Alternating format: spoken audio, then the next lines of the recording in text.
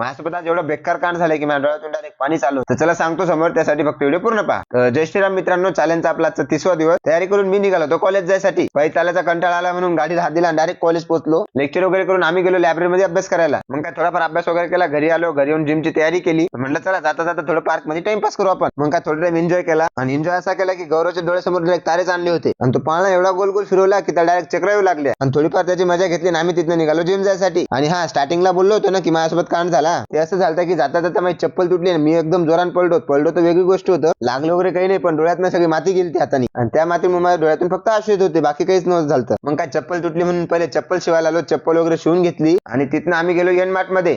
काम धंदा काहीच नसतं, पण फिरायसाठी काहीतरी टाइमपास पाहिजे म्हणून फिरत असतो. आणि हा, आज कामासाठी आलतो म्हणून पहिले पीनट बटर घेतलं आणि पेमेंट करून आम्ही आलो जिम मध्ये. मग काय थोडीशी जिम मारली आणि जिम मारल्यानंतर एक काम फिक्स असते की आरशा समोर जाऊन थोडे फोटो काढणं आणि ते काम करून आम्ही निघालो घरी जायसाठी. तर चला आम्ही जातो, तोपर्यंत बाय बाय. तुम्ही पण जा, जाता जाता फक्त फॉलो करून जा.